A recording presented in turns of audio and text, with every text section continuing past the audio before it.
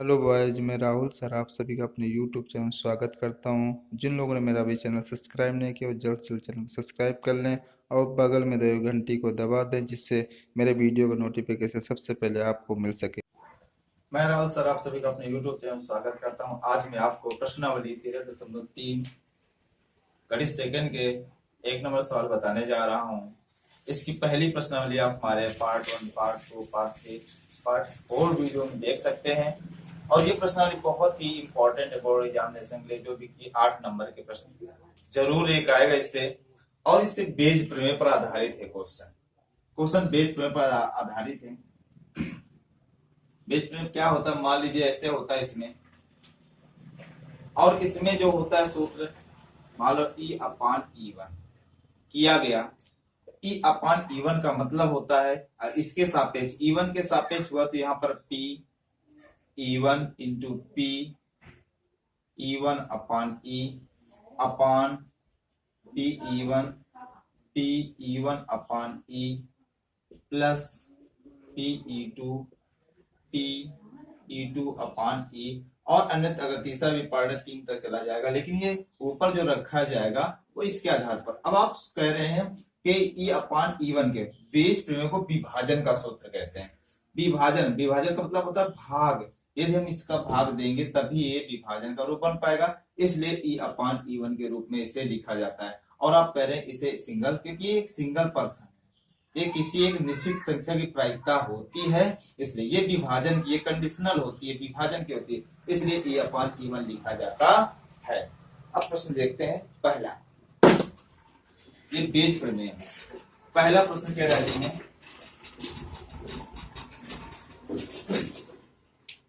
एक कलश में 5 लाल और 5 काली गेंदें हैं। मान लीजिए एक कलश बनाया गया, एक कलश हो गया, इसमें करें 5 लाल, यहाँ पर रेड है 5, और 5 काली ब्लैक आपकी गेंदें हैं 5। ये टोटल आपकी हो गई 10। ये 10 गेंदें हो गई टोटल। इसका रंग नोट, एक गेंद निकाली जाती है, इसका रंग नोट करके पुनः कलश में रख दी जाती है। पुनः निकाले गए रंग की 2 अतिरिक्त गेंदें कलश में रख दी जाती हैं, तथा कलश में से एक गेंद निकाली जाती है दूसरी गेंद के लाल होने की प्रायिकता। दूसरी गेंद के लाल होने, पहले इसमें लाल गेंद की प्रायिकता निकाली जाएगी। तो पहले लाल गेंद की प्रायिकता, जब लाल गेंद की प्रायिकता निकाली तो हो जाएगी 5/10, 5 दूना 10, अर्थात 1/2। ये हमारी प्रायिकता इस तरीके से होगी। मान लीजिए जब हमने पहचाना, पहली बार निकाला हमने गेंद को, तो क्या निकली, लाल निकली। उसमें कंडीशन कही गई कि यदि लाल होगी, कोई भी XYZ गेंद हो, तो 2 गेंदें अतिरिक्त उसमें और रख दी जाएंगी। यदि हम इसमें 2 गेंदें और रख देंगे तो ये हमारा ये 7 गेंदें हो जाएंगी लाल वाली, क्योंकि उसने कहा यदि हमने पहचान लिया गेंद को, तो पहली कंडीशन के मुताबिक हमने पहचाना कि लाल गेंद। यदि लाल है इस पे तो निकाली गई, रख दी गई, तो 5 ही रह गई। इसके बाद फिर 2 और 7 गेंदे, टोटल 12 गेंदे हुए। तो यहाँ पर लिखा जाएगा 2 गेंदें और रखने के बाद लाल गेंद की प्रायिकता, लाल गेंद की प्रायिकता। क्योंकि आपने देखा कि लाल गेंद, मान लो आपने पहली गेंद निकाली वो लाल थी, तो उन्होंने कहा जो गेंद जब पहचान गए तो उसकी 2 गेंदें और अपनी तरफ से रख देंगे। तो हमने पहचाना लाल गेंद है, तो लाल गेंद हमने इस पर रख दिया, तो उसकी प्रायिकता कितनी हो जाएगी लाल गेंद की। अब होगी 5 है, 2 और रख दी गई, 7/12, टोटल गेंदें 12 हो जाएंगी। इसके बाद पहले काली की प्रायिकता, पहले गेंद में काली अगर जब नहीं रखा गया था, अब क्या करेंगे, दूसरे व्यक्ति ने कहा कि ये लाल नहीं, ये काली गेंद है। तो मान लीजिए जब हमने यहाँ पर कोई गेंद नहीं रखी थी, ये तो लाल पहचानने के बाद की प्रायिकता। मान लीजिए अब ये काली गेंद हो गई, किसी ने कहा काली गेंद की प्रायिकता। अब शुरू से फिर कंडीशन देखेंगे। ये तो पहली कंडीशन पे हो गई कि एक बच्चे निकाला गेंद, बोले लाल गेंद है, उसने देखा तो लाल गेंद तो लाल की प्रायिकता 1/2 हो गई, लेकिन दो और रखनी थी तो दो रख दिया गया, 7 हो गई, 7/12। लेकिन दूसरे बच्चे ने कहा नहीं एक काली गेंद है, तो काली गेंद की प्रायिकता होगी 5/10, 5 दूना 10 अर्थात 1/2। लेकिन इस पे लाल, जब हमने काली गेंद पहचान लिया कि ये काली गेंद है, तो काली गेंद इस पे रख देंगे, और काली गेंदें हो गई 7, लेकिन ये हो गई टोटल 12। यहां पर लिखा जाएगा काली 2 गेंदें कलश में रखने के बाद लाल गेंद की प्रायिकता। जब काली 2 गेंदें और रख देंगे तो लाल गेंद की प्रायिकता क्या थी, काली तो 7 हो गई, लाल में कोई परिवर्तन नहीं हो, लेकिन टोटल में परिवर्तन हो गया, तो लाल गेंद की प्रायिकता हो जाएगी 5/12। अब उसने कहा दूसरी गेंद लाल होने की प्रायिकता, अब निकालेंगे दूसरी गेंद के लाल होने की प्रायिकता। इसमें बेस प्रमेय नहीं लागू होगा, क्योंकि ये प्रीवियस प्रश्नावली का से रिलेटेड सवाल है, लेकिन इसमें रखा गया है। अब आप जानें कैसे कि ये प्रीवियस का कारण, इसमें कोई कंडीशन अलग से नहीं दी गई कि ये इसकी प्रायिकता, ये इसकी प्रायिकता, हमें सारी प्रायिकताएं निकालनी है। अब यहाँ पर दूसरी के लिए लाल करा, तो पहली काली होगी, दूसरी लाल, कब, इस समय 7/12 जब लाल गेंद थी, लेकिन एक बच्चे ने कहा ये काली गेंद थी, तब लाल गेंद की प्रायिकता 5/12। तो 7 एकम 7, 12 दूनी 24, 5 एकम 5, 12 दूनी 24, 7 5 12/24 ये होगा, अर्थात 1/2 इसकी प्रायिकता प्राप्त होगी। क्वेश्चन नंबर 2, क्वेश्चन नंबर 2 कह रहा है इसका, एक थैले में 4 लाल 4 काली और एक अन्य थैले में 2 थैले हैं, अर्थात ये 2 थैले हैं, एक थैला ये हो गया और एक थैला ये हो गया। इसमें कह रहा है एक थैले में 4 लाल 4 काली, अर्थात रेड गेंदें आपकी हैं 4, ब्लैक गेंदें हैं 4, अब ये टोटल आपकी हो गई 8। अब इसमें कह रहे दूसरे में एक अन्य थैले में 2 लाल 6 काली, 2 लाल, रेड आपकी 2 है, ब्लैक आपकी 6, ये भी टोटल 8 गेंदें होंगे। इन दोनों थैलों में से एक को यथास्था चुना जाता है, उनमें से एक गेंद निकाली जाती है जो कि लाल है, इस बात की प्रायिकता के गेंद पहले थैले से निकाली। मतलब इसमें कंडीशन है, विभाजन का सूत्र है, तो पहले हम इनकी पी और इसे इसकी प्रायिकता E1, इसकी प्रायिकता E2, पहले थैले की प्रायिकता E1 मानी गई, दूसरे थैले की प्रायिकता E2 मानी गई। अब यहां पर क्या करेंगे, पहले तो हम प्राप्त करेंगे PE1, थैले 2 हैं, अब प्रायिकता अलग निकालनी है, तो इसकी प्रायिकता 1/2 होगी, और PE2 इसकी भी प्रायिकता 1/2 होगी, क्योंकि इन दोनों थैलों से किसी को चुना जा सकता है, इनकी थैलों की प्रायिकता है। अब इसके बाद लाल रंग की प्रायिकता पहले के लिए, सो यहां से हो जाएगा PE1/E, क्योंकि विभाजन का ये सूत्र बेस प्रमेय। लाल गेंद की प्रायिकता, लाल 4 है, टोटल 8, 4 दूनी 8, अर्थात 1/2। यहां पर लिख सकते हैं लाल गेंद के लिए, ये लाल गेंद के लिए करेंगे। अब इसके लिए बात करेंगे PE2/E, इसकी प्रायिकता इस वाले थैले के लिए, दूसरे थैले E2 हमने माना दूसरे थैले के लिए, तो यहां पर प्रायिकता हो जाएगी, लाल है आपकी 2 और टोटल 8, अर्थात 1/4। यहां ब्रैकेट में लिख सकते हैं लाल गेंद के लिए, ये लाल गेंद के लिए, इसके लिए ये आपका पहला थैला है, ये दूसरे थैले के लिए। अब उसने एक शर्त रखी कि जो लाल गेंद निकाली गई है वो पहले थैले से निकाली गई है, अर्थात हमने बताया था ये विभाजन का सूत्र, लेकिन इसमें एक ही निर्धारित होता है कि जिससे जो कार्य करना पड़ता है उसी से केवल एक निर्धारित होता है।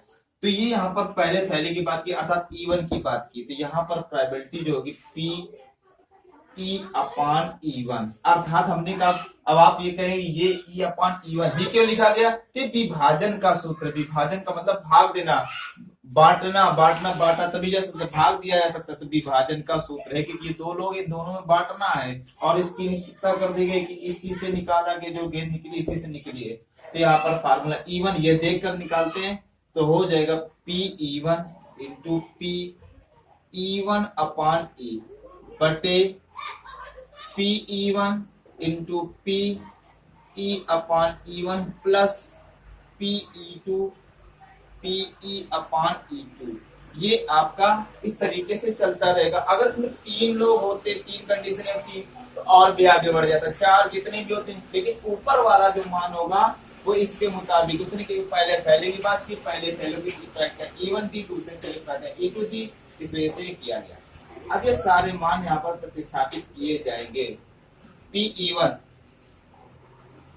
है 1/2 इंटू E1 अपान बी है 1/2 अपान 1/2 इंटू 1/2 प्लस PE2 भी 1/2 इंटू PE अपान 1/4। अब इसे हल करेंगे तो हो जाएगा 1/4, ऊपर हो जाएगा, नीचे 1/4 प्लस 1/8 बराबर 1/4, नीचे लासा आ जाएगा 8 आएगा, 4 दूनी 8 और इक्का 1, अर्थात PE अपान E1 बराबर, यहां से PE upon E1 equal to 1/4 upon 3/8 बराबर 1/4 और 8/3, 4 दूनी 8, अर्थात 2/3। इसकी प्रोबेबिलिटी हो गई PE upon E1 equal to हो गया 2/3। ये आपका आंसर। इस तरीके से बीज प्रमेय के सवाल लगते हैं, जो कि 8 नंबर के लिए बहुत ही इंपॉर्टेंट है, आएंगे बोर्ड एग्जामिनेशन में अनिवार्य रूप से। क्वेश्चन नंबर 3, क्वेश्चन नंबर 3 क्या कह रहा है,